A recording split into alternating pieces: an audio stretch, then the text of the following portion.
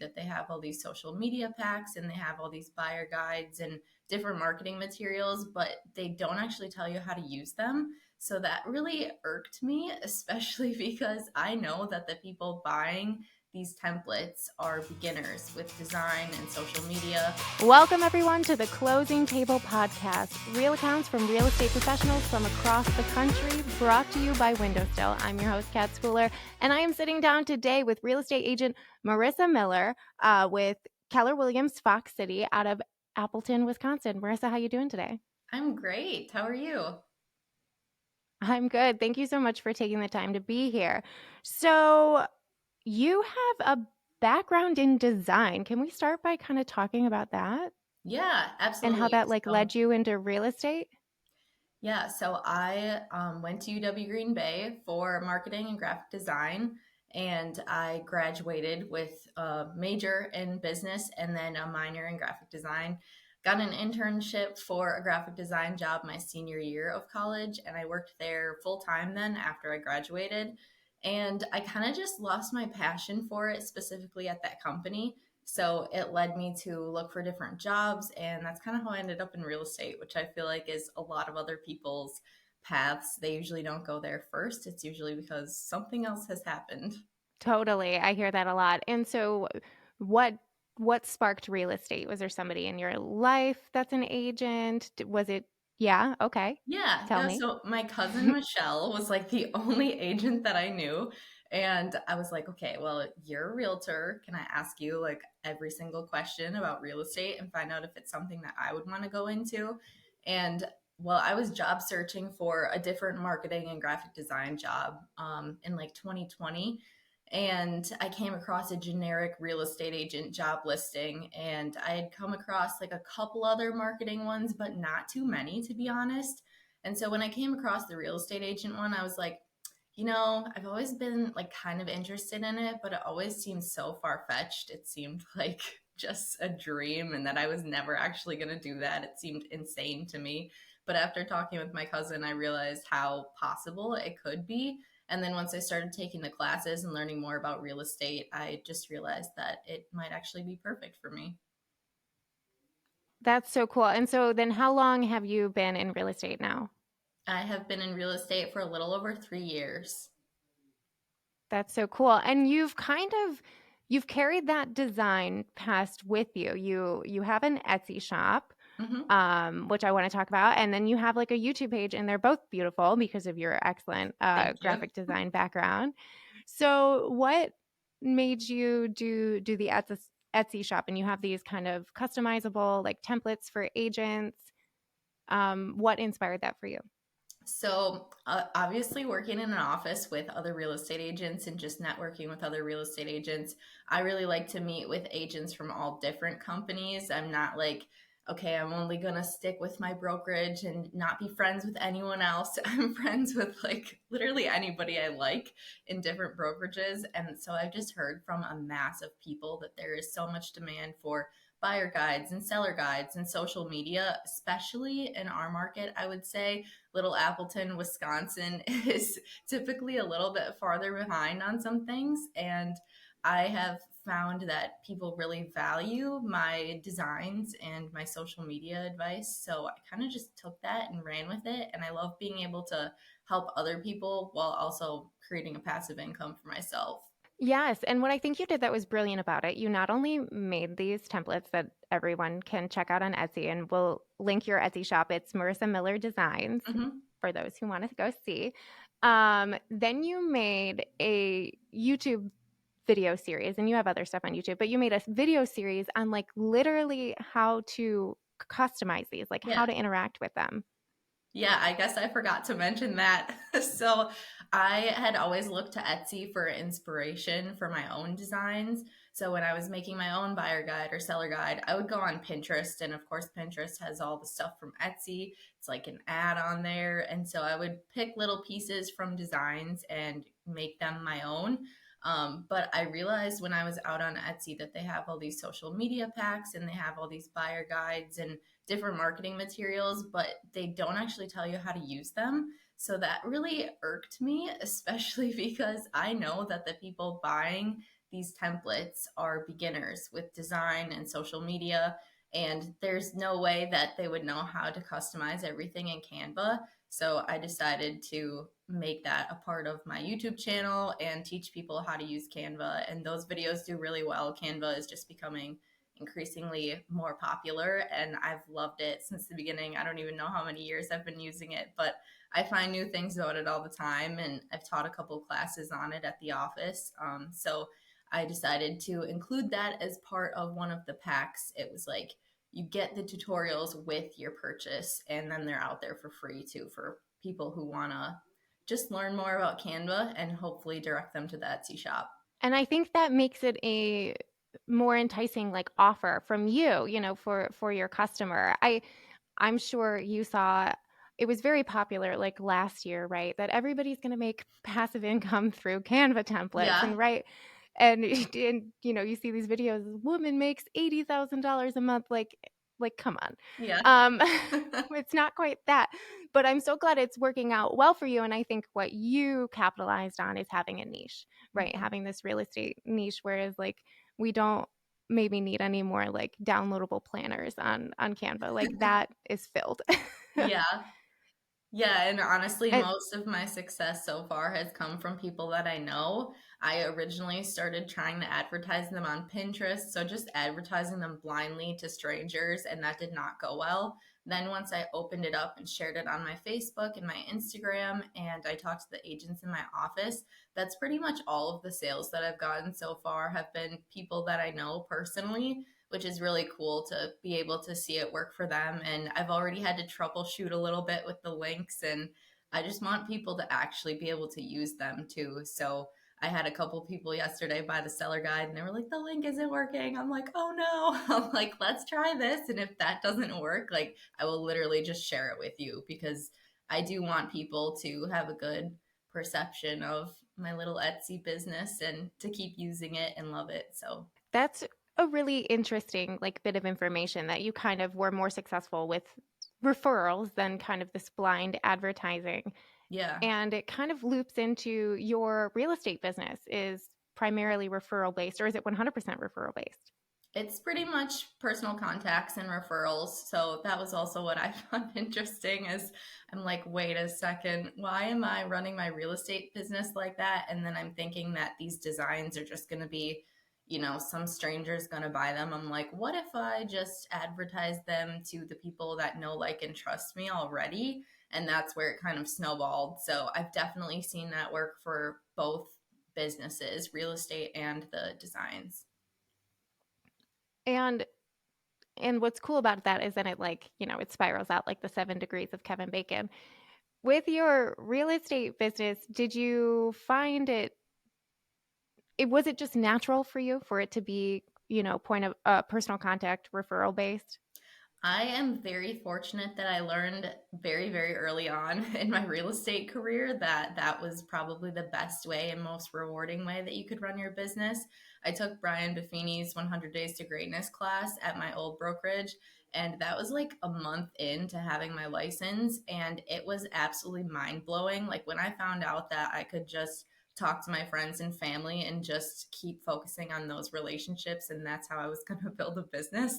It was like mind blown. I'm like, wait a second, I don't have to door knock, I don't have to cold call. So that was crazy. And then just from talking to other agents, listening to podcasts, doing research, like I found um, new ways to grow my business and take my passions. Like I really like to make newsletters, and so I incorporate mailings a lot in my marketing efforts.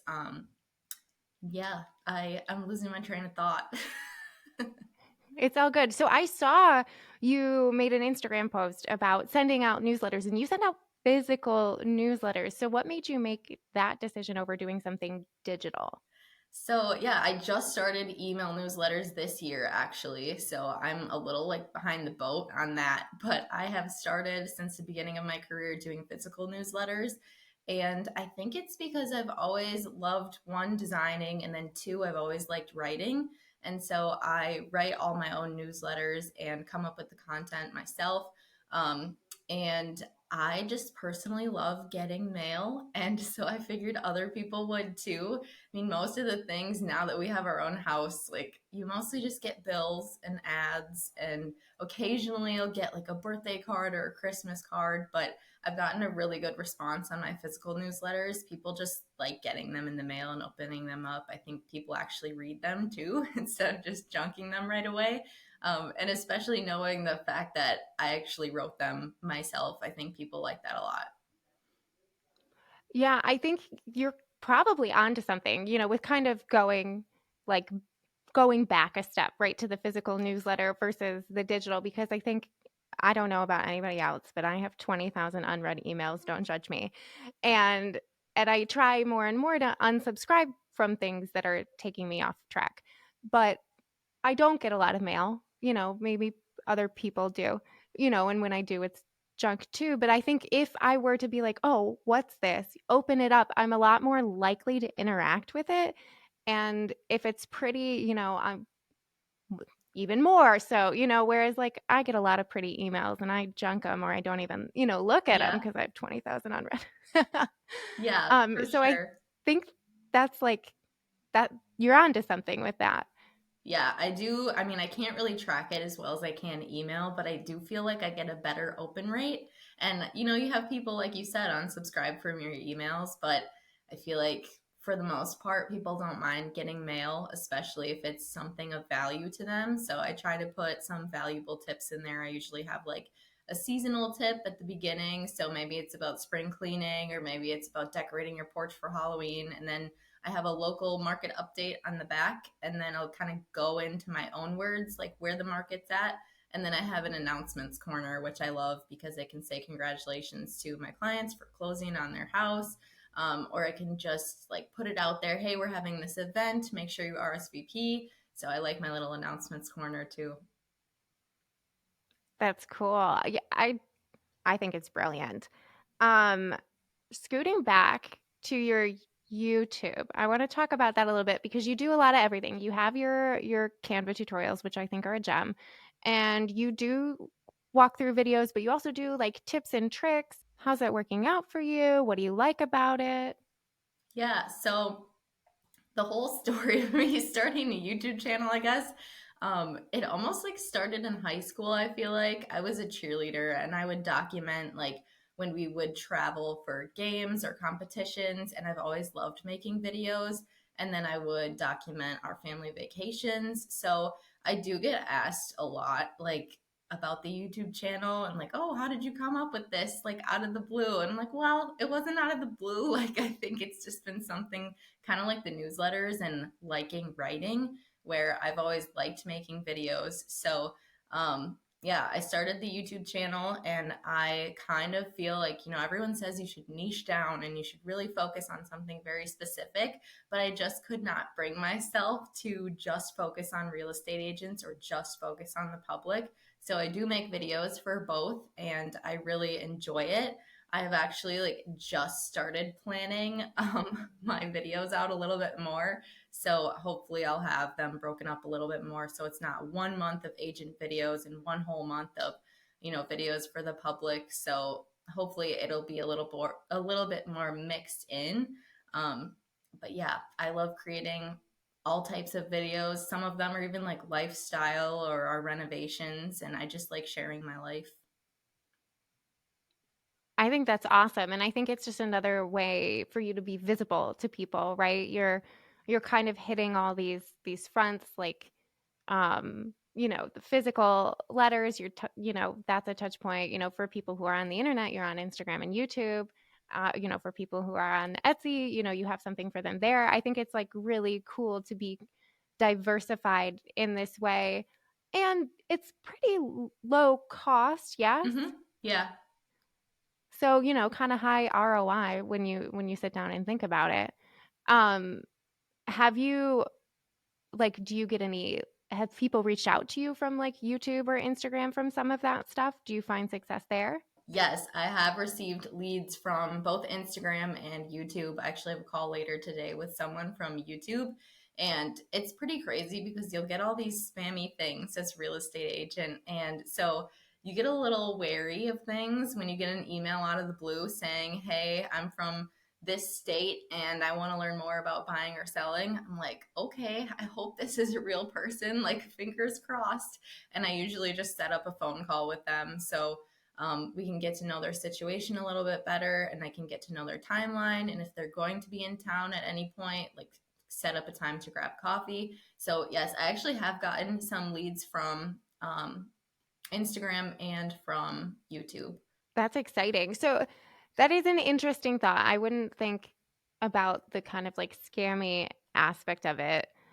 Have any of them been a little sus, or have they all just panned out to be real leads? Well, I get a lot of emails about my SEO and Oh, how we can yeah. help you. And so those I just straight to the trash. I just ignore them. But if it's a person inquiring about real estate, and typically, I've seen enough of it where I can kind of differentiate. If they go in and talk about price and say, I'm looking for a $2 million house and message me on WhatsApp, then I'm like, okay, no, I'm not going to do that.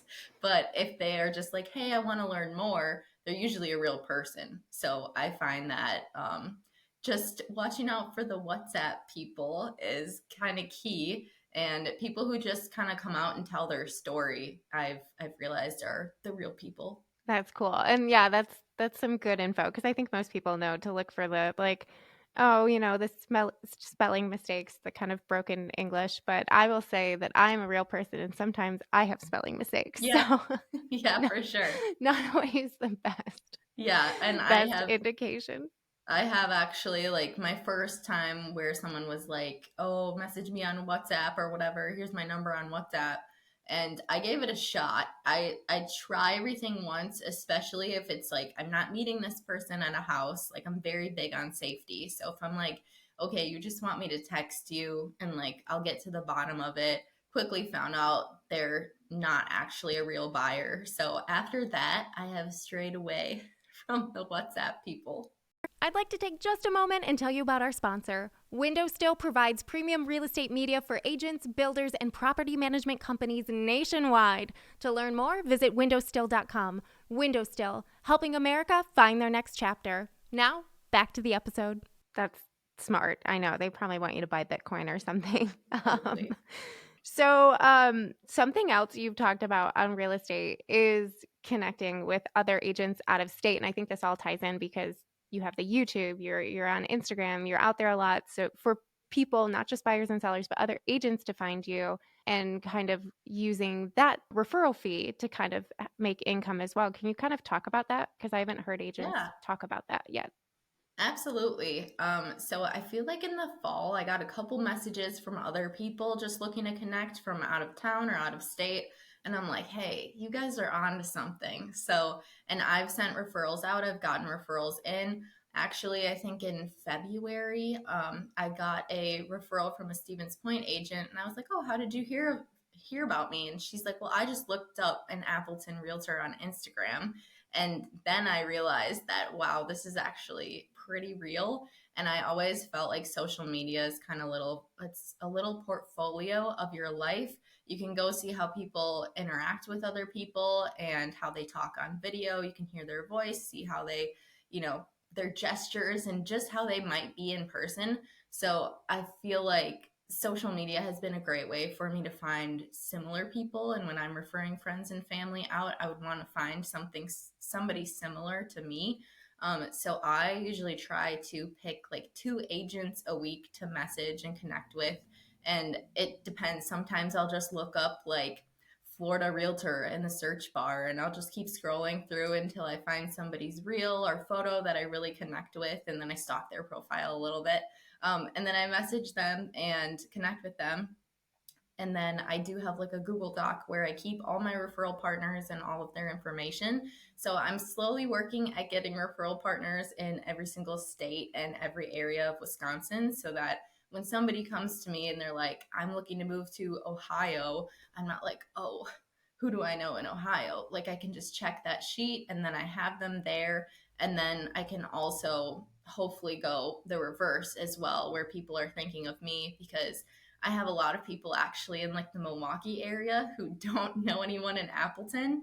And Appleton, for perspective, if no one knows where it is, or if anybody doesn't know where it is, it's 30 minutes south from Green Bay, and it's an hour and a half north from Milwaukee. So we're kind of in the middle, but we're closer to Green Bay. And I feel like everyone's heard of Green Bay and Milwaukee from different states, but then they say Appleton, and you're like, what is that? And we refer to this entire area as the Fox Cities or the Fox Valley. And it's funny because everyone from out of town or out of state has no idea what that is. So it's only the people around here who are saying Fox Cities. So that's why I put Appleton Realtor in my bio so that it's searchable. And it is the whole Fox Cities, but nobody is looking for Fox Cities Realtor right now. Right. That's super smart. And I think the Fox City sounds cool. So I feel like everybody should adopt it. Yeah, they should. Um,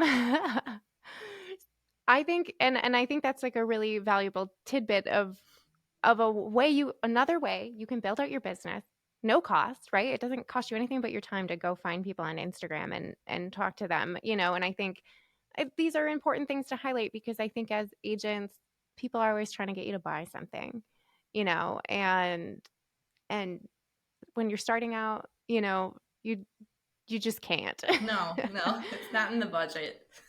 Yeah. So I think it's fun to kind of highlight these types of avenues that are available to you. So speaking of your Fox cities, what do you love about your area? I love, number one thing that comes to mind is how affordable it is. I've been hearing so much about other states and their median home price. I mean, obviously, home prices have skyrocketed in the past couple of years, but I feel like the Fox cities, even in comparison to other cities in Wisconsin, like Milwaukee, it's definitely a higher price point, Madison, higher price point. But our median home price falls between like 250, 300,000 in this area. Um, and so I like how affordable it is for people. I would say it has a huge convenience factor. You can take a day trip to almost anywhere in Wisconsin from here. I think it's beautiful. There are a lot of people from Appleton, Wisconsin, or just Wisconsin in general, who I think they just don't appreciate the beauty of Wisconsin, but I find it so beautiful. We just took a day trip actually to Green Bay last week, and that was so much fun. And it's like 30 minutes from Appleton. It's a very easy little trip. We have country, we have city, we have suburbs. So it's pretty much something for everyone. And I think that's probably my favorite thing about it. That's awesome. I'm definitely a live outside of 30 minutes outside of a big city kind of a person. That's Hmm.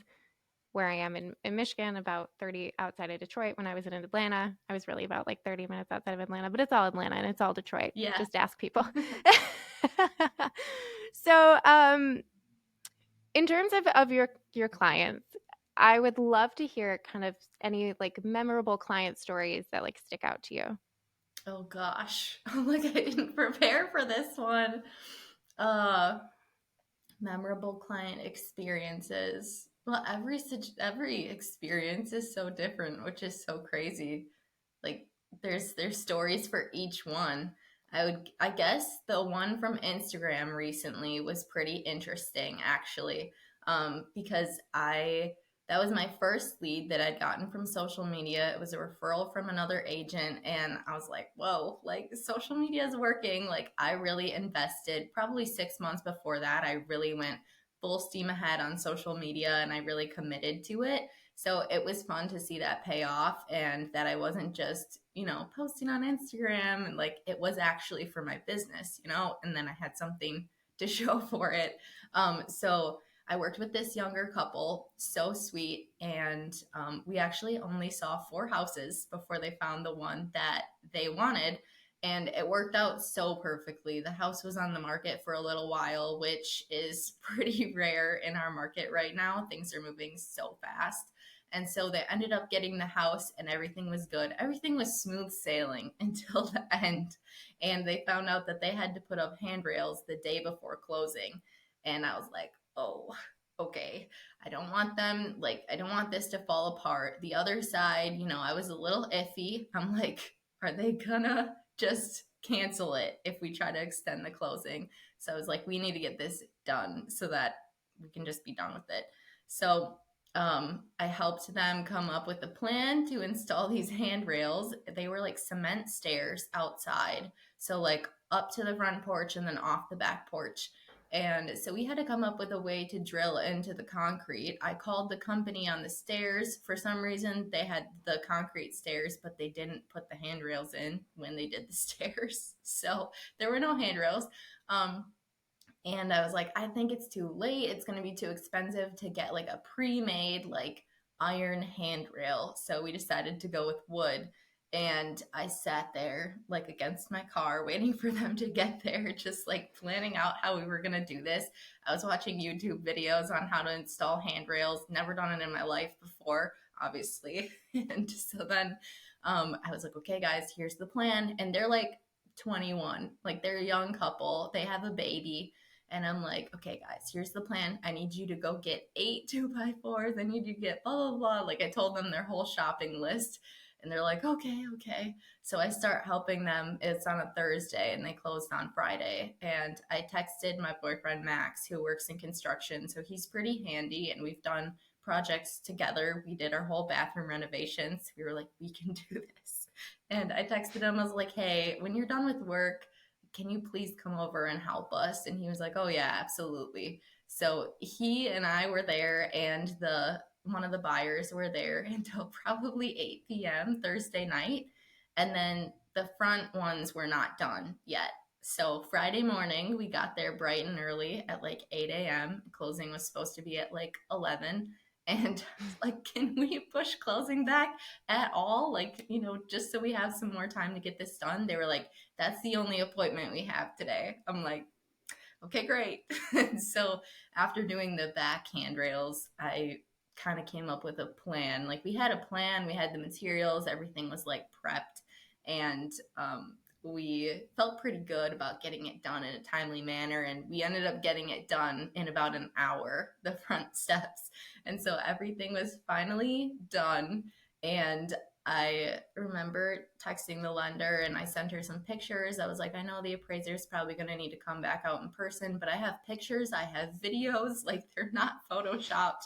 And somehow it got approved before, I don't even think someone came out to check them, but the lender just texted me back like, we're all good. And I was like, what do you mean we're all good? I'm like, we're good to close? Like approved? And she was like, yeah. me and my boyfriend Max were literally jumping around the living room when I got that news, and I was so happy. So they got to close, and they actually live just a couple minutes away from us, which is so cool, and we're still friends with them. So Wow, that's really cool. I love stories like that because like it just seems like things can be so last minute and like so crazy, and I love hearing how people like defeat the odds, you know? yeah, I guess my um I don't know. My humble flex, I guess I would say, as a real estate agent, is that I don't ever just let something go. If there's a way that I can figure out how to make it work, I will make it work. And I ask questions until I feel like, okay, I am getting the truth here. I am getting the best possible scenario. So I was like, this is not happening. I'm not going to roll over and just like let closing not happen. I'm like, we got to get this done. So yeah, sometimes you just have to do things yourself and like lend a hand and help. And I feel like that makes clients and friends for a lifetime. Certainly. And I love that you know someone who does construction that's like so valuable, but I get the sense that even if you didn't, that you would figure it out, you know? Probably. Yeah. It was funny because like my family was like, wow, nice job, Max. And I was like, Max, like I came up with the whole idea. I was like, he was very helpful. He was invaluable to the entire operation. But I was like, I was the one who came up with that. Just saying. I consider myself to be pretty handy. My dad has a picture of me cutting drywall with him, and I have two brothers, and so it's just kind of funny. He jokes sometimes. This sounds bad, but like, oh, the son I never had. It's like because I've always been like hands on and like trying to help with things. So, and I feel like that paid off because now I can do some problem solving. For sure. What are like now I'm sure like when these types of things happen, it's very surprising, but like what is the biggest thing that has surprised you about working in real estate? Hmm. I have my lessons. Is that what I should cover? Sure, we can talk about your lessons. Sometimes lessons are surprising. Okay, What are I don't okay, so what are some of your lessons learned in real estate? yeah, I don't know if there's anything that's like is super surprising that's happened. I knew it was going to be a lot of hard work. I knew that sometimes it can be a thankless job and we can get ripped on as real estate agents. So I kind of expected that to happen. I guess I didn't expect to the extent. There are a lot of good agents out there. There's of course some bad agents, but I guess that is one thing that surprised me is how many good agents there are out there, and there is kind of just a negative perception of the real estate industry. And so I think it's just really important to be a good professional agent and just not be an alarmist as well. I try to keep everything pretty positive, even when it is kind of not the greatest news or not the greatest things are happening. I try to keep things pretty positive. But I have learned that you don't have to be everyone's realtor. Kind of, you learn that the hard way. And it is nice to be selective about who you work with, and that's something that I feel like takes a lot of time to get used to because my first ever client, I guess I would say, like the first one that I took on my own, I wouldn't take now. Like she drove me nuts and like she did not respect my time or me as a person, and we ended up not finding anything for her. But it's just funny to look back at new agent Marissa and all the crazy things that I did that I would never do now, and just I feel like something like a light switch just flipped in me all of a sudden one day. And I was like, okay, I really value my safety. I know that you can't trust everyone. And I really just, from that point on, I heard a podcast story about somebody who got killed at a showing. And I was like, okay, I need to be more careful. And I knew that I wasn't just gonna show up at a showing with a buddy or show up with pepper spray and just hope that everything was going to be okay. I knew that I needed to really vet people before I met them, and I needed to meet them in a public place and do a buyer consultation. So that's been something that's a little difficult because not everybody does it. But when someone says, hey, I want to see a house, and you've never met them before, to just have the guts, I would say, to be like, okay, we need to take a step back. We need to go like have a coffee. We need to meet. And I feel like sometimes it doesn't work out, but it doesn't work out for a reason. Like if someone needs to see that house today and they don't want to meet you for a consultation, that's honestly, you should just count your blessings. Maybe it was meant to not work out. I think that's so powerful, Marissa, because yeah, you have to protect yourself, and I'm sure some people maybe might just feel like, oh, well, this is just part of the job, and I love that you said, okay, it's just not part of my job. Mm-hmm. Like I'm gonna do things my way. I'm going to stand my ground and protect myself physically and emotionally, um and I just think that's super smart, and I'm so glad that you don't waver on it. I'm so glad that you're just like, then it's not for us. Mm-hmm. Yeah. And I've gotten comments before, like last minute, my broker had asked me to go show a house to these people who called his sign. And I was like, okay, like I'm bringing Max. Like if I don't have time for a consultation. So I brought him and they kind of joked. They were really sweet, but they were like, oh, you brought security. And I'm like, yeah, I did. And you don't ever have to feel embarrassed. I don't know who needs to hear this, but you don't ever have to feel embarrassed or like you're not doing your job for having to take a step back or having to take a buddy. No one will think that's weird if they have good intentions. That's so true. It just makes me think, because we do real estate photography here, and so somebody shared in one of our work groups, there was a local agent who, got attacked going to look at someone's house for like a seller, consultation or Mhm. whatever. And you just like think about that kind of stuff, and it's like if people start acting weird, you just gotta cut and run. For you sure. know? Yeah, you have to have a plan, and I really try to do my best to not put myself in those situations in the first place. Like I said, a lot of the prep work up front with meeting people or really vetting them. Thankfully, our office, well, not our office, but our entire board, our local board, has provided us with an app called Forewarn. So we can actually just look up people's phone numbers and we get record of how old they are, what their name is, all the places they've lived at, all the cars they've had, and any possible criminal record. So it's really nice to just be able to look that up quick. And yeah, I would definitely say safety is one of my number one priorities when it comes to real estate. I love it. I think this is probably one of the most important parts of our conversation. I haven't really talked about like safety with agents yet, and I love that we got the opportunity to hit on it. But I'd like to pivot to your goals for this year. Yeah. What are they? My goals for the year. So I really am focusing on social media a lot more as a way of lead generating. So I have, of course, my specific social media goals. I would love to grow my YouTube channel. I would love to grow the Etsy shop.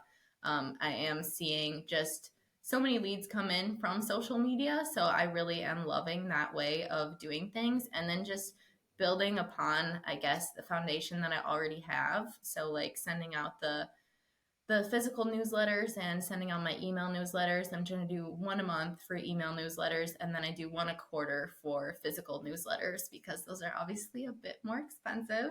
But I'm trying to partner with local vendors, so like financial advisors, insurance agents, home inspectors, um, with on those newsletters so that hopefully I can bring the costs down and it can be a sort of advertisement for them. So still working on that for this year. I think that's cool, yeah, because the cost of stamps. I mean, the only person in my life that complains about it is my 92-year-old grandmother, but Uh-huh. it adds up. It does. They're like 68 cents now, I think. Ugh, it's criminal, she It would is. say. And what are you looking forward to this year? It doesn't have to be career related. Do you have anything, fun summer plans, any trips? I am looking forward to the first summer in our house. We moved in last August, so we were at the tail end of summer. So I'm excited. I've already just like seen a new perspective, I guess, in the neighborhood from spring and then the beginning of summer. So that's been really cool, just spending time in our yard. Maybe we'll get a dog this year. We have a couple home improvements that we are planning. We don't have a dishwasher, so hopefully we'll get a dishwasher this year. Super excited for that because I did dishes for like an hour and a half the other day. So lots of home improvements that we're very excited about. Just happy with where I'm at and everything is good right now. Oh, I love to hear it. And I can't wait for you to get your dishwasher because I have also lived in a place without a dishwasher and it's an experience. Yeah, it is. This is, I think, like my third year or so without a dishwasher. Oh, So that's too many years. yeah, I've had enough. And our faucet is like too close to the sink. It doesn't like come up enough. So when we're washing like big pots or pans, it's like, oh, this is awful.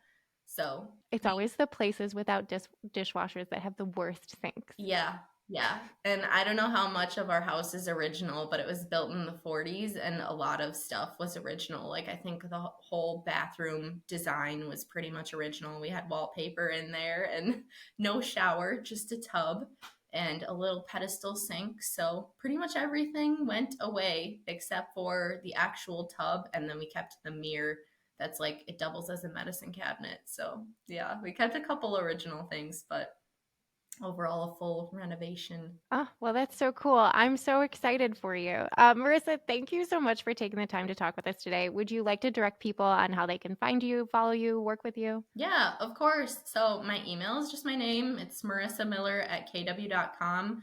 And my social media, I'm pretty much on everything. I'm on TikTok, Instagram, YouTube, Facebook, LinkedIn, and my handle for that, it's basically like two ats. So it's the at symbol, and then it's at home with Marissa. And yeah, that's my YouTube channel too. So definitely go and check that out. I post new videos every single Monday.